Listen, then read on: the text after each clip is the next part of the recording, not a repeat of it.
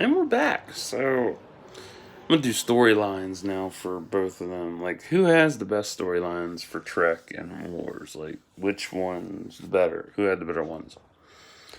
Trek's best storylines were Khan. Yeah, Khan, Borg, Q, uh, Spock,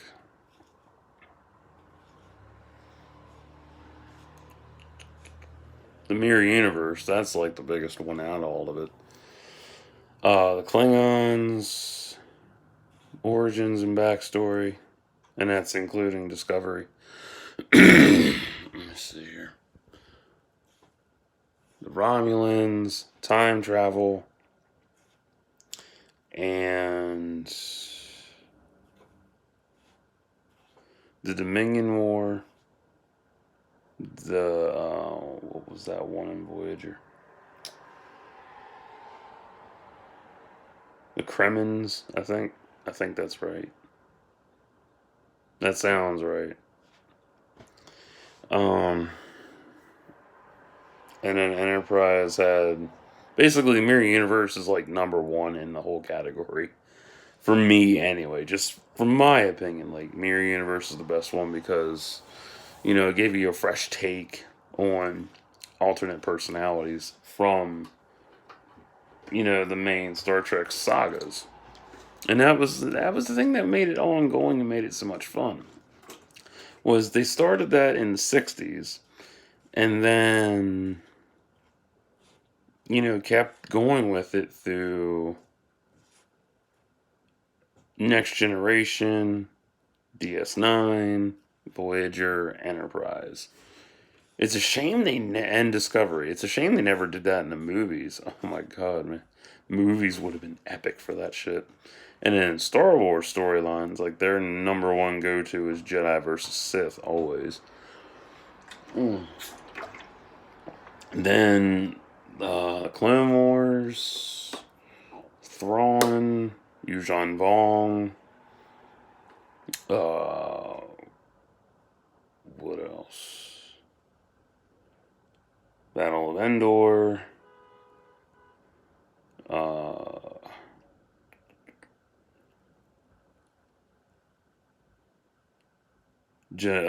Order 66. The Lost Tribe of the Sith. Kill It Crisis. Darth Kaitis. Children of the Jedi Trilogy. Oh no, the Jedi Academy Omnibus. I'm sorry. Right title, wrong set. No, right title, wrong title. Ugh. Um. Oh man, there are so many stories. Wow. It's hard to pick. Star Trek. Star Trek. Star Wars Legacy. I forgot about that. That was really good. I actually have the Volume 1 collection for that over in my desk. I haven't read it yet, though. I gotta get Volume 2, and I'm waiting for Volume 3 as well. And that's just some highlights from Star Wars. And that's some highlights from them. That's all. I mean, there's tons of storylines that, are better and superior and whatnot. But, it's on what you pick. For me, that's what, I enjoy and what I know and what I remember. And everybody else will pick, they'll start off with the OT first and then go from there. Or they'll always start with the originals first. And that's for both fandoms. They'll start with everything original first and then go through it. Because that's the thing with every fandom is that everybody will go back to the predecessors over the new stuff because they don't like the new stuff, which is really retarded. I'm like, it's new, it's fun, it's exciting, it's fast paced. I don't like that. I like slow stuff. Okay. Cool. So, yeah, the storylines are good. I mean, if we're talking TV storylines, yeah, they're strong as fuck. Like, that's where, quantity over quality comes in. Star Trek has quality over quantity when it comes to TV. In film, it's the reverse because you get quantity, but not as much quality, depending on what film you're talking about or which films you're looking at. Star Wars uh, actually matches that shit in both ways. They get it quality over quantity in shows and movies, and they also do quantity over quality in books and comics and games. So, you get a nice mesh, of it all. And it all depends on, who you're talking to. Not everybody's going to share the same opinion.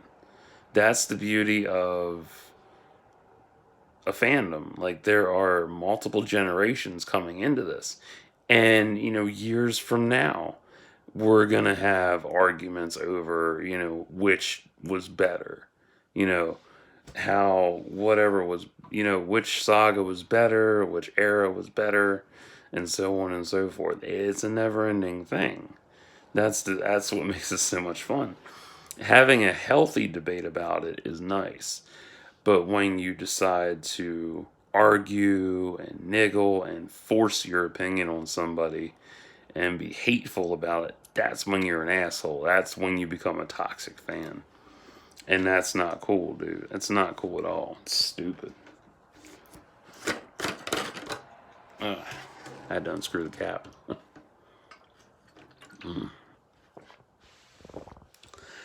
So, yeah, like the storytelling, it varies. Like, it's strong in the movies for Star Trek sometimes, depending on what it is.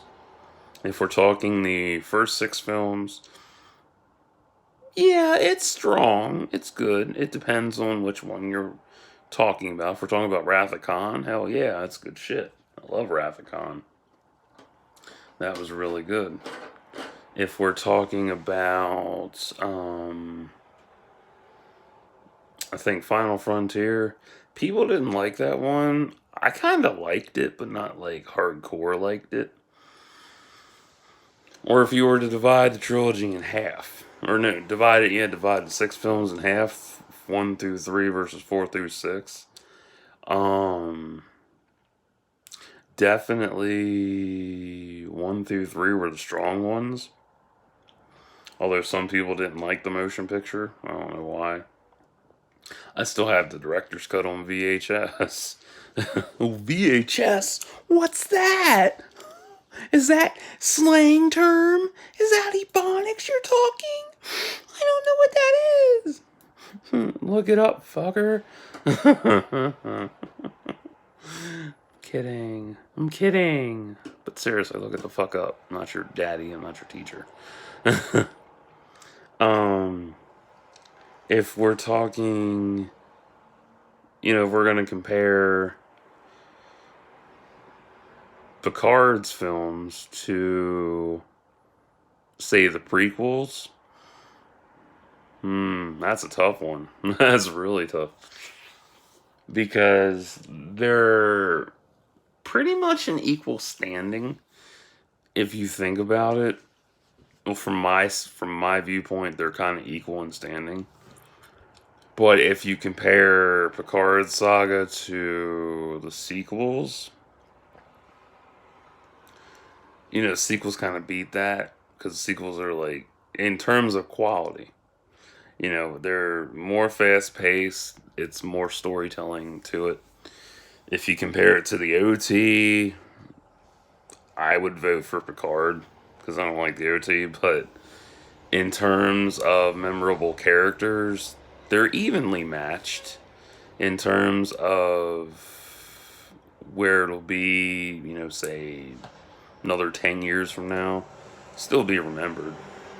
If we're going to measure the first 6 films of Star Trek against the first 6 films of Star Wars, in terms, they'll be memorable, they'll be hated, it just depends on, how you rank them and how you see them. Like me, I don't like the OT, so for me, it's non-canon. You can't say that. I'm gonna call PETA. Go call the anti-vaxxers too, because I'm gonna offend you.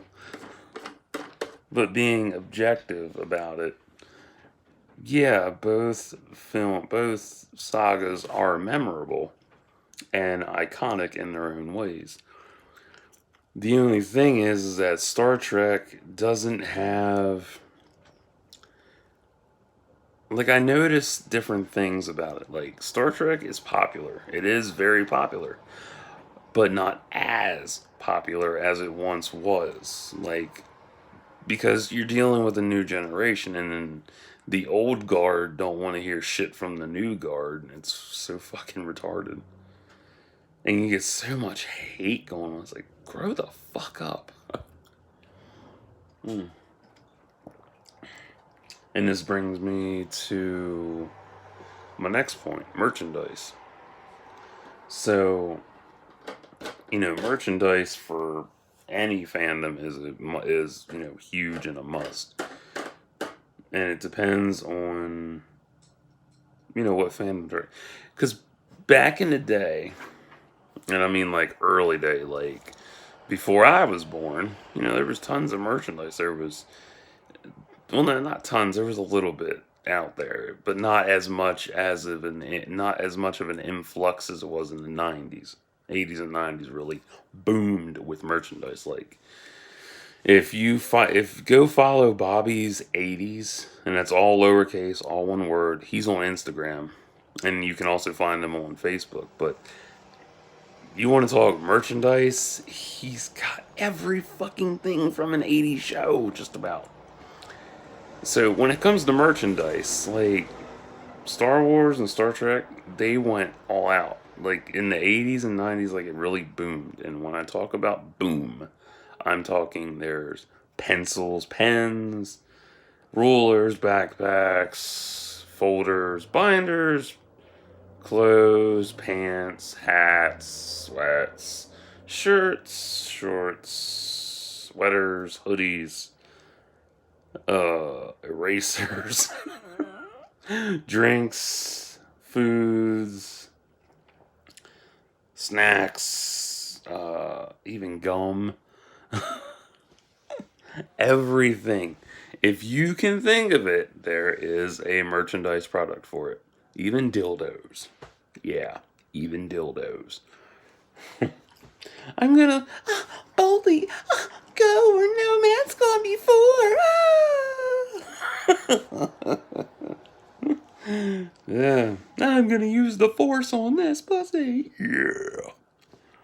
I mean, you have sex toys, you have regular toys, and the merchandise just keeps flowing. And it's gotten to the point where it's boring now. It's like there's too much of it, and nobody really wants it. There's stickers, there's cards, to all kinds of shit. Like, it's amazing. There's prototypes that have never been used. And the big thing nowadays with merchandise is statues. Statues and replicas of stuff. And Funko Pops. And back in my day, it was just action figures and vehicles. Yeah, talk about change.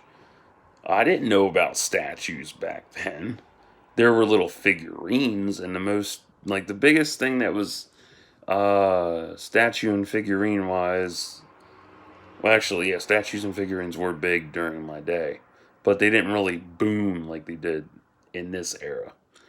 Back then, I had the Hamilton collection, Franklin Mint. What was the other one? I think that was it. Those were the big two. And Finger Hut, because Finger Hut had some collectibles as well. But the Franklin Mint and Hamilton collection they had little figurines. They were like about that big, like 3 to 5 inches tall. Little one. It always varied. And there were crossovers too. Yeah, Precious Moments. I think they did Star Trek once or twice. Um, you had they did like 7 to 10 inch tall ships and stuff, and they were really cool. I actually have a laser etched Enterprise A in glass, heavy motherfucker, and it lights up. That's in storage though, so I'd have to dig it out and show you. And that cost